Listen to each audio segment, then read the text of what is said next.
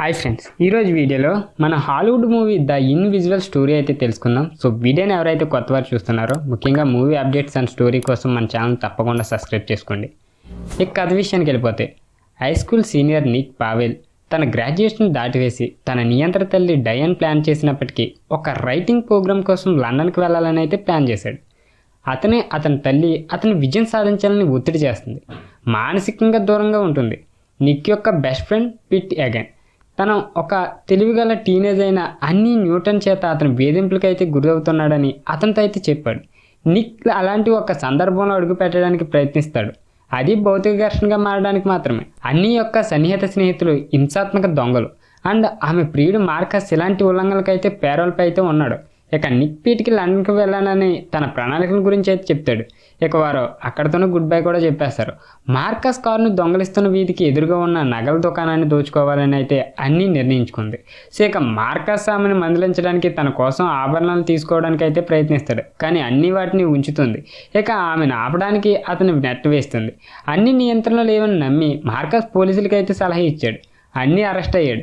ఇక పీట్ తన లాకర్లో సరుకును లోడ్ చేయడానికి చూసినందుకు బాధ్యుడిని అయితే ఊహిస్తాడు. ఆమె తర్వాత పీట్ నుండి ఒప్పుకోలు కొట్టడానికి ప్రయత్నిస్తుంది. అన్నీ తన అమాయకత్వాన్ని నమ్మినప్పుడు నిక్ అప్పటికే లండన్కు విమానంలో ఉన్నాడని భావించి పీట్ నిక్ పేరును అయిష్టంగానే వదులుకున్నాడు. ఒక పార్టీలో నిక్ తన టికెట్ను ఒక అమ్మాయికి ఇచ్చాడని అతనికి తెలియదు. వెళ్ళకూడదని నిర్ణయించుకున్నప్పుడు అన్నీ ఆమె సిబ్బంది నిక్ పార్టీ నుండి ఇంటికి వెళ్తున్నప్పుడు గుర్తించినప్పుడు వారు అతను రోడ్డు నుండి తప్పించి కనికరం లేకుండా అయితే కొడతారు. అన్నీ తను నిక్ని చంపినట్లయితే విశ్వసించినప్పుడు వారు అతని మృతదేహాన్ని మురికాల్లో అయితే పడేస్తారు.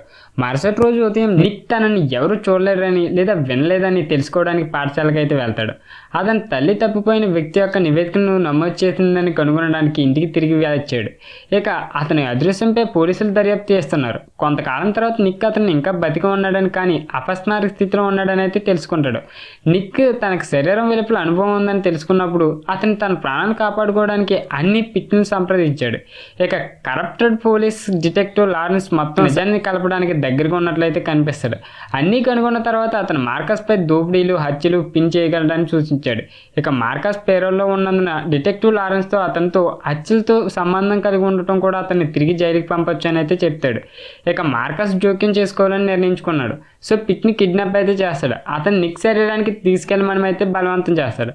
తద్వారా వారు దాన్ని మరో ప్రదేశానికి తరలించవచ్చు. అతన్ని అన్నీ చంపడానికి కుట్ర చేస్తాడు. ఆమెతో కలవడానికి ఏర్పాట్లు కూడా చేస్తాడు.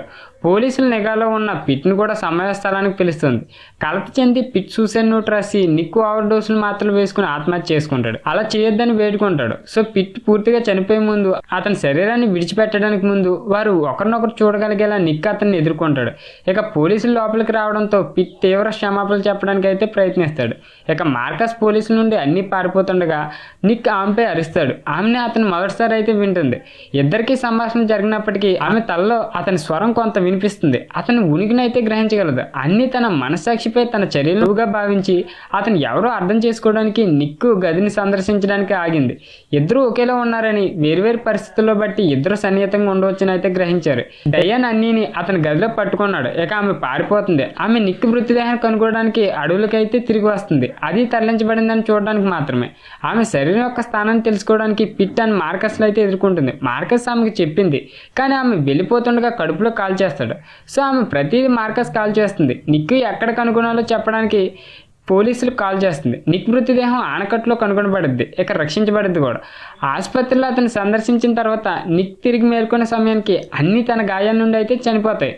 సో ఆసుపత్రి నుండి బయలుదేరిన తర్వాత నిక్ తన మోడల్ విమానాన్ని పార్కులో ఒంటరిగా నడుపుతూ అన్ని తమ్ముడు విక్టర్ను కలుస్తాడు. విమానంపై ఒక సందేహాన్ని వ్రాసి నది ఒడ్డున ఎగరవేయడం ద్వారా వారిద్దరూ అన్ని గుర్తు చేసుకుంటారు. సో ఇది కథ. సో మూవీ అయితే ఇన్విజిబుల్ మ్యాన్ అయితే చాలా బాగుంటుంది. సో మీరే ఎంతమంది ఈ మూవీని చూసారు కింద కామెంట్ రూపంలో తెలియజేయండి. వీడియో నచ్చితే తప్పకుండా లైక్ చేయండి. ఇలాంటి మూవీ స్టోరీస్ కోసం మన ఛానల్ తప్పకుండా సబ్స్క్రైబ్ చేసుకోండి.